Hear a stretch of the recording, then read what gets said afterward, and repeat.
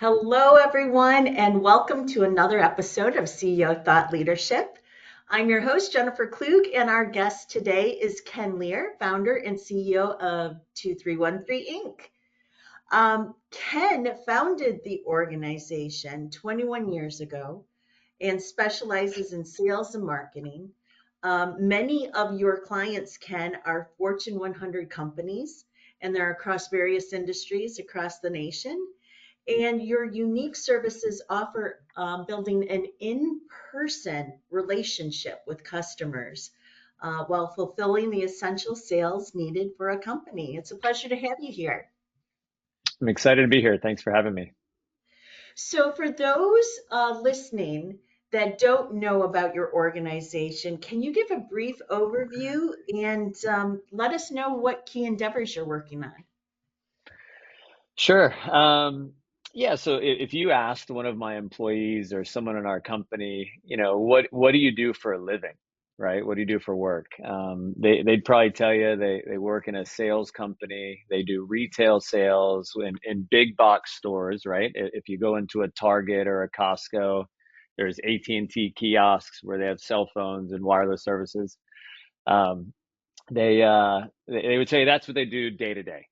But if you ask them, why do you work there? You have a nice background, maybe you're a Big Ten graduate or you have a master's degree. What is it about that organization or that company? And I believe they would tell you a lot about our corporate values. Just to point out two of them, we're a people before profit company, people helping people. And what that means is, and what the core of that is that we focus on our people. We know that growing people, people that are learning about life and business and skills, are happy people, and happy people are performing. But as an organ, just fundamentally, we get contracted by companies, represent their brands. We take on the heavy lifting of the training, the hiring process.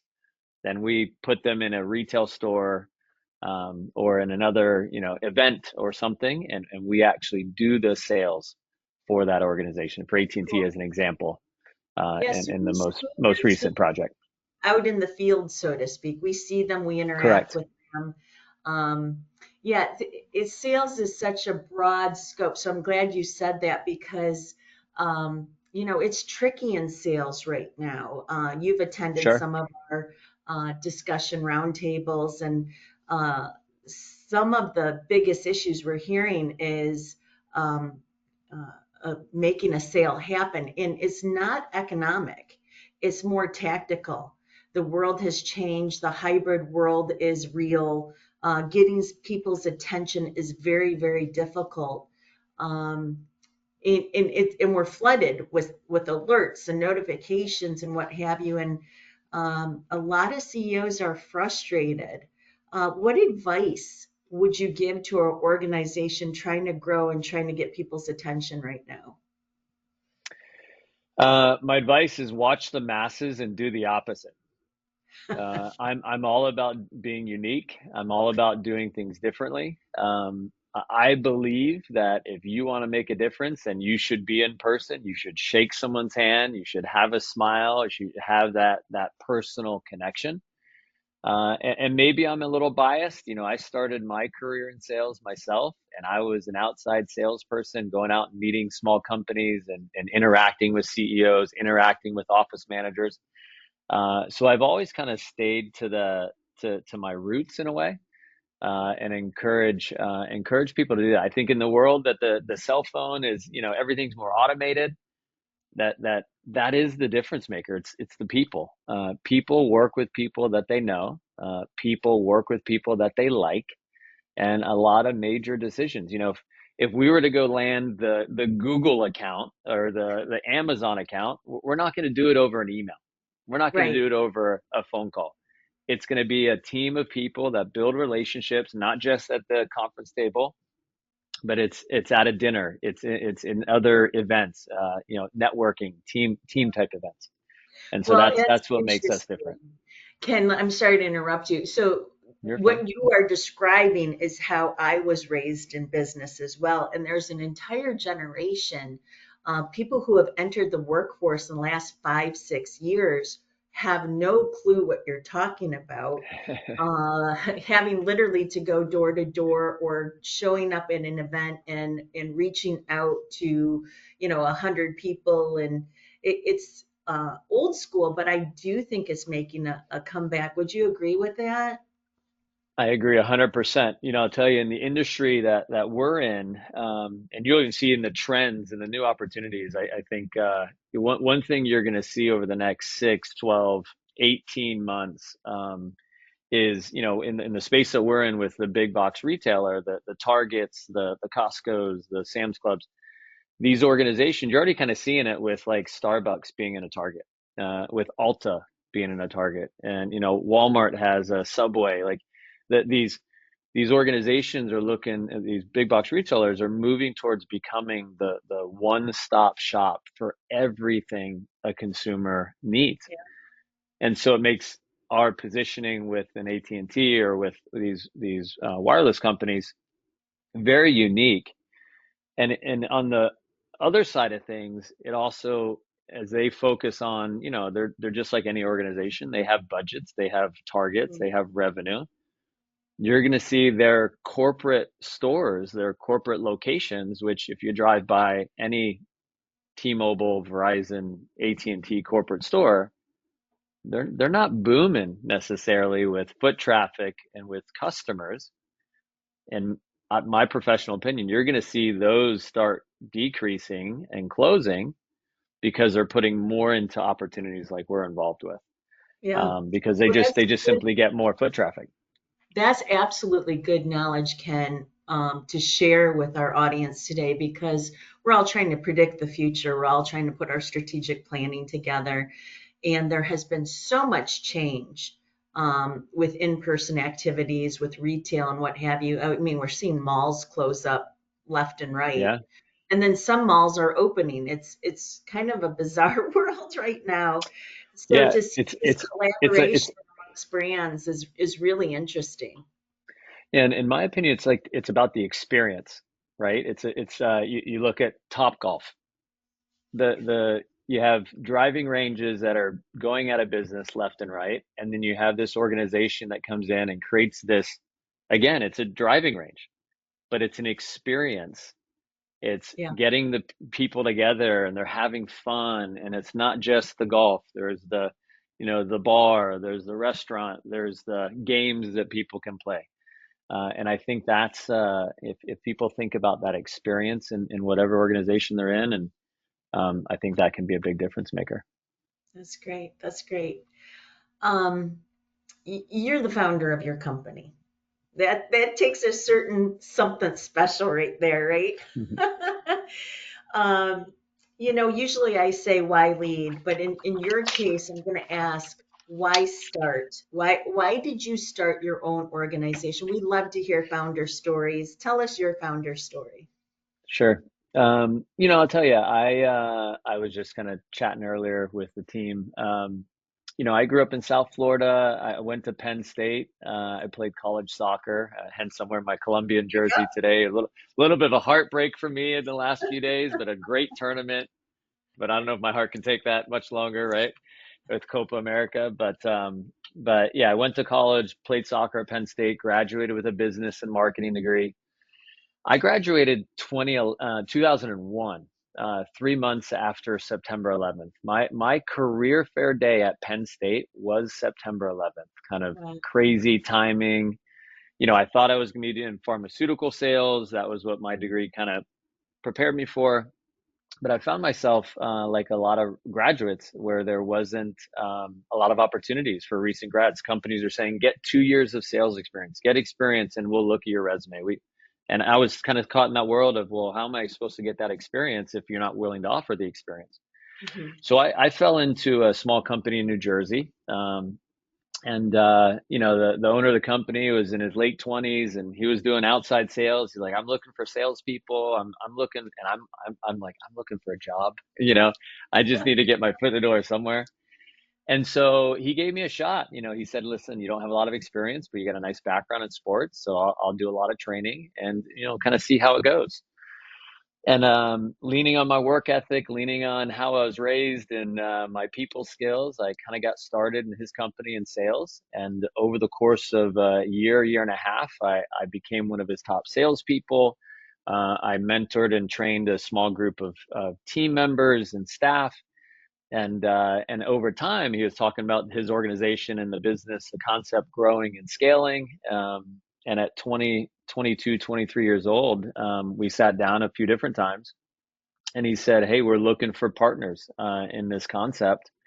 And we'd be willing to invest the capital to get you started just based on your performance with integrity. And at 23, I was like, let's go for it. Like, I don't even know what that means. And so, Yes, of and course. yeah, yes, for sure.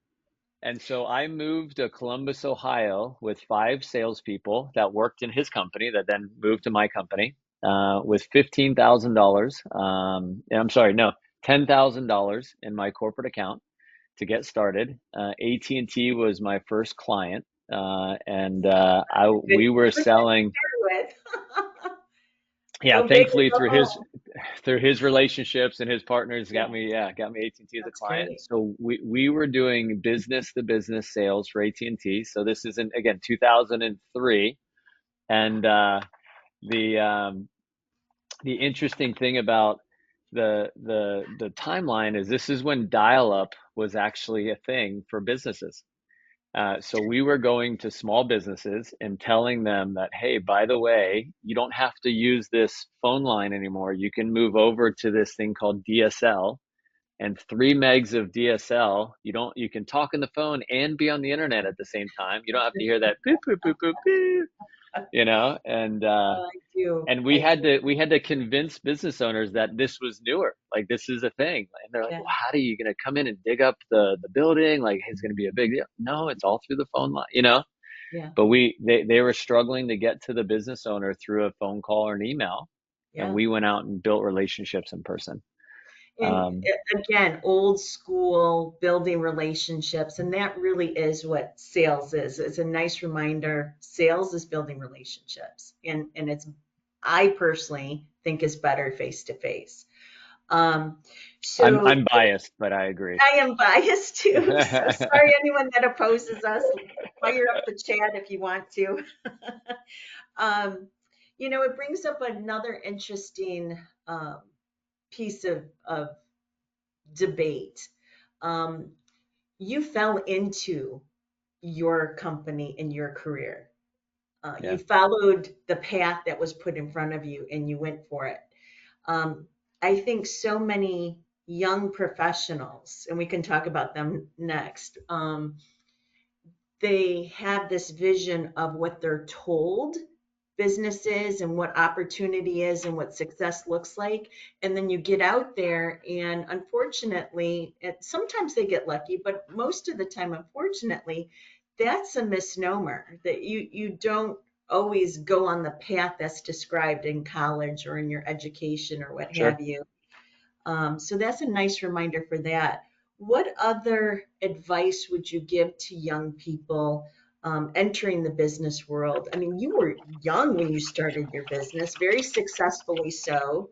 Um, how would you advise young people now versus when you started? So I tell, I like to do a breakfast or a dinner in the first 30 days when somebody joins my company. And again, I'm all about relationship and building that connection and having the open door. But I tell people every time the same 3 things that I've learned over my career. And the first thing I tell someone is be careful who you take advice from. I think there's in the world that we're in, and in the world of social media, there's a lot of people that have opinions, and not all Mhm. of them are qualified to give advice. And so I just try to teach people a life lesson about take advice from qualified people first and foremost. And then secondly, I tell people about how being a humble student and having a humble swagger, humble confidence will serve you in your life, and serve you as you are learning new skills and getting your foot in the door in a career. Um, and obviously, if you back that up with a strong work ethic, and especially in sales, efforts equals rewards. And then lastly, I just kind of let the new staff know if it was easy to be successful, then everyone would do it. And so there's got to be a challenge. There's got to be some toughness. There's got to be some grit that people have to put into their career if they want to accomplish goals and they want to get ahead. Yeah. But I've found that especially taking the advice, I can tell you just in my own experience. My parents were engineers. My mom was an architect. My father was a civil engineer who designed roads, and never worked in an industry like sales where there's commission and there's incentives, and it was more salary based than it is commission based sometimes. Yeah. And so that world was uncomfortable for them. And again, they're just looking out for me out of love. They're trying to protect Yeah. me.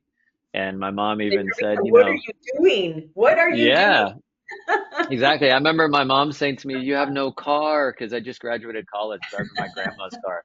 "You have no apartment." I was living at my grandmother's apartment. "You have no salary." Like, you're crazy. Like, what is wrong with you? And of course, just out of love, right? Out of love and looking out. I just felt really good about it. And obviously, so just be careful who you take advice from and efforts. And obviously, everyone wants to be successful last time I checked. Yeah, and I think one of the things that we discuss in my world is what does work ethic look like, and what does grit look like, and what I view as work ethic and what you view as work ethic might be very different. Yeah. So I think that's the thing for leaders to really focus on is defining what elbow grease is, what Hmm. getting through hard times is to find success. And I think that's something that has been lacking in the last 5 years is defining grit and defining work ethic. Do you want to expand on that? Yeah, I think my role as a coach and a leader is to help people get what they want, right? So whatever it is they want, whatever their goal is, whatever their vision is, wherever they want to go, I think people need to start there and then take a few steps backwards, like begin with the end in mind, and then take steps backwards and ask themselves, okay, what is it going to take to get there? There's some people that have goals, and when I sit with them, I say, tell me about life in 15 years. Like, paint a picture for me. If you hit the ball out of the park, grand slam, World Series, walk off, what does it look like? And some people say things like, hey, I want to live here in Michigan, locally, and they're in a nice home, in a nice community, etc. And then there's other people that say things like, I want to travel the world, I want to live on the beach, I want to have a $10 million home, I want to have multiple rental properties. And so the goals are, although similar, could be very different, as far as intensity and scope. And so I try to get a feel for where they want to go. And then I do my best to tell them what it takes from my opinion, meeting people that are in that world of accomplish those goals. Um, but I think at the end of the day, the to your point, the work ethic has to match the Hmm. goal. Again, I have young boys, and there's certain things they want to accomplish in their sports and certain things they want to do. I can only think of, like, this year, one of the big goals my son had. We do vision boards as a family every Oh, New nice. Year's, and You're giving a so can um, I just interrupt you for a second? For those yeah, listening, it's very obvious his leadership style as you're listening to this because it's very apparent, and I'm not surprised that you're a best and brightest company to work for, but we'll get to that in just a second. Tell us about your leaderboards, awesome. So vision so board. yeah, we do a vision board as a family. It's our New Year's thing we do every year. I've been doing it for years, and my boys are now old enough to kind of understand or kind of be involved. My wife and I do it together. And yeah, so I did my vision board, and I had the kids, and they kind of did theirs. And on my oldest son's vision board, he had a soccer goal and state cup and free kick specialist, right? Because last year they lost in the quarterfinals of state cup, and it was like the worst pain a 10-year-old could feel. He cried for an hour and a half back from Saginaw. Like mommy had to even get in the back seat kind of thing to help him. Oh my And so, in February, March, when the season was starting up, I kind of said to him, I said, Brady, I know you said you want to win state cup. I mean, that's going to take a lot. To be honest, you in the most important games, you're probably going to play the whole game. You're not going to get subbed off. You got to be in shape. If you want to get in shape, I go to the gym in the morning at 6:30, 7 o'clock. Mommy goes before I do, right? So you can get up and go to the gym with mommy, or you can go with me, but you may want to start running. And by the way, I'm not going to wake you up. You need to set your own alarm and be ready. If you're in the car when I'm leaving, then you'll come with me. If not, no big deal. And sure enough, over the next few weeks, he was up multiple times and a couple times a week with mommy or daddy, going to the gym, getting in shape. And so it's like it's what he had to do to get to that Yeah. point. And the It's like the how the bad neat do you part want about it? yeah, the neat part about that story is they actually did win state cup. It was really neat. Oh, that's And he fantastic. he and his little buddies had a really good That is tournament. fantastic. No crying that year. There's videos of tears among a lot of Um, parents. So it was fun. I want to make sure we cover monumental moments. As an entrepreneur, business founder, now successfully run business leader, there's all these monumental moments. Some of them shape us from a negative experience, some of them shape us from a positive experience. Let's go to your career.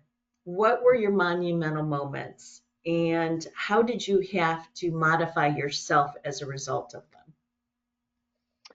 So I'll tell you, some of it has to do with work and some of it has to do with life. The story behind I rebranded the whole company in 2013 to be 2313. And the story is, unfortunately, in 2011, as my wife and I were, we're engaged and getting married, my mom came to me and told us she had breast cancer. Um, and she went through that for a year's time. And the wedding in 2011, we were dancing. She says to me, the wedding was a big reason why she had to do what she had to do, and it went into remission, thankfully, at that time. And then within a few months of that, it came back as bone cancer. And unfortunately, in 2012, November 15th, my mom passed away. I'm so At the sorry. same time, my wife and I were pregnant with Brady, and so that was kind of happening. And that same year, earlier when my mom was getting really sick, my father told us that he had liver cancer. And so, like the whole world of mom being sick, not knowing what's happening with dad, mom passes away, dad's sick. I took some time off in December of 2012 to spend time with my father. And he said things like, build that business so big that you have time. It's not about money, it's about time.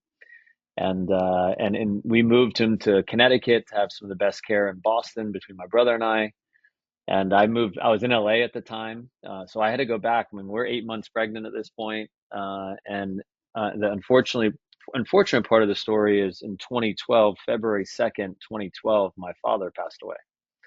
Mm. And then on February 3rd, 2313, my son was born. And so, I wouldn't wish that on anyone, that pain, that not only I went through, but my family's been through. And, I think you never get over that kind of stuff. Right. And I'll tell you, if I looked at, and now we're, 10, 12 years later, I've gone back through some therapy and coaching and other things. I've looked at that part of my life, and I'm trying to Yeah. like look at what did I learn. To your point, what is the silver lining, if there is one. And my business revenue, literally, you could see it going like this until 2012, 2013. and it going like this and all the way to 2018, and then it went like this, and it's like gone even higher. And in 2018, when you marry up, things help. People help you in a lot of ways, and I'm okay saying that. I know completely I married up. So my wife says to me in 2018, business was still kind of rough, and again, we're doing our best. We're to keep it alive and keep things going. Um, she says to me one time, I'll never forget, we were upstairs in the house, and she looks at me dead in the eye, and she says, and keep in mind, she tried to kind of do like a vision board for me and goals and accountability, things that she knows the business. She's been in a Yeah. part of our industry for a while too, and I wasn't doing all the things I needed to do. I was doing it, but not like playing full out. And she stops me dead in my tracks, looks me dead in the eye, and she says, "Hey, are you going to do the things that you need to do? Or are you going to tell the boys about the life they could have had in 10 years? Mm, Because I'm not going to do that. That's on you." wow. And with tears in my eyes, I just gave her a hug and I said, "I got it. I got it." And to be fair, I got to work. And so what I decided at that moment with the business and everything else, like I was turning the pain into purpose. I was turning the victim into action. And interesting enough, as I started getting busy, I started working, I started changing my mentality, and I started really honing in on my the things that I needed to change inside. Interesting that there was opportunities that started coming our way, and the energy in the universe was taking care of me, in different ways. And in 2020, we landed this kind of retail opportunity, and it's just very, very interesting how I got a lot of faith in how that, Yeah. how when I got better inside, so did my business. Well, we are humans. And that's the whole reason why we work is to live a quality life and to enjoy our families and um, very wise words. There's so many takeaways from what you just said. Obviously, turning victim into action is one of them. That's very important. And taking care of yourself too, right? Not going through the motions and taking care of yourself and holding yourself accountable through the care of a loved one to kind of shake us silly. And sometimes we push back our loved ones and say, "Stop! Don't tell me what to do." But they're the ones that can help us the most. So very, very wise words. And I love what your dad said about it's not about money, it's about time. And Yep. that's why we work hard to have time with our family and time to play soccer and time to enjoy doing vision boarding with our families and whatnot. So, um, Ken, amazing advice. And I hope the leaders out there take at least one or two takeaways from you. What I like to do before we wrap up is do some rapid fire questions. Sure. Um, do you have any daily rituals? I know you mentioned that you work out in the morning. What else do you do? Yep. Yeah, so I'm a bit of a maniac when it comes to making sure that my mental health is in the right spot. So again, keep in mind, I married a woman, a young lady, that my wife, who was a college athlete as well. She was a heptathlete at Rutgers, so she can run a 6 minute mile kind of stuff still now. Like, Wow. she's nuts. She's Yes. absolutely nuts. And she's the one who got us into this. And so we have an ice bath. We have a big tub in the backyard that we put ice in it and whatever and fill it up with water, and we sit in it for 3 minutes to 5 minutes a day. During the winter in Michigan, there's getting the hammer out and getting the ice Yes. going and getting in it. And she's the one that was able to stay in there for 3, 4 minutes. I was a chicken compared to her for a minute. But nowadays, in the summertime when it's like 45 degrees, I guess, in the water, I can get in 5 minutes. But I'm doing an ice bath on a daily basis. My son is actually doing it now. He did it this morning out of coincidence. But yeah, when I go to the gym, I do finish my workout with time in the sauna and take my 5 minutes to build my own Yeah, mental strength and capacity. And I say some crazy things like I'm confident, I'm inspiring, I'm strong, I'm a great leader, I care. Like I build myself and my self-confidence. Um, Most of the time out loud, but depending if there's a lot of people in there, I do it quietly. But yeah, that's a big one is my morning routine.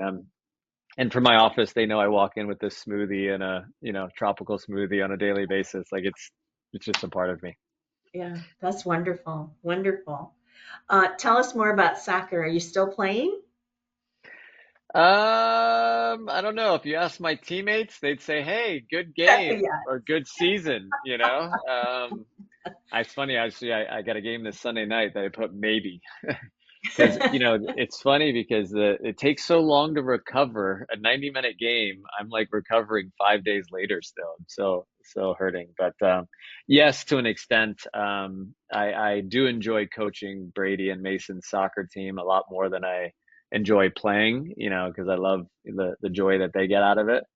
And they have the bug. They have the inkling. We got a little bit of a soccer field in the backyard with goals and everything else. So almost on a nightly basis, they're asking questions around, hey, can we go out back and play? Can we play some soccer? So, but not as much as I'd like to, I'd say that.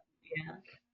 So I think you've already covered this, but let's end today's discussion with how you define happiness. Happiness. It's when you have the freedom to choose to do what you want to do, and there isn't a strain on the bank account. Yeah. I choose to work to live, not live to work. I heard that a long time ago. I Mhm. remember my brother telling me when I was job searching coming out of college, he said, if you find a job you love to do, you never work a day in your life. Um, Thankfully and full of gratitude, I feel like I've done that. Um, and so yeah, so that I mean that the neat part about again being an entrepreneur and making the changes I needed to make because there was a time in my life where I couldn't do that kind of stuff. I enjoy going to the World Cup every 4 years, and Copa America. I just went to a couple games in Atlanta and Charlotte and took some team members. My wife and I are flying out to Paris in 2 weeks from yesterday to go to the Olympics because again she loves track and field. Yeah. Um, but Fun. I'm all about doing that stuff and experiences for sure. Experiences. That's wonderful. And our organization is very involved in wellness, health, wellness, and well-being in the Mhm. workplace. And you did bring up a very important topic. We don't have time for it today, but about financial wellness and how financial wellness and mental wellness go hand in hand. And that is Yeah. something that we are focusing on as an organization. Sounds like you're doing it as a leader as well. And I really want to thank you as the CEO and business founder to focus on wellness and the holistic person in the workplace. And, I am not surprised why people want to work for you. So thank you so much for being on the show. Keep shining bright, Ken, and thank you for being with us today.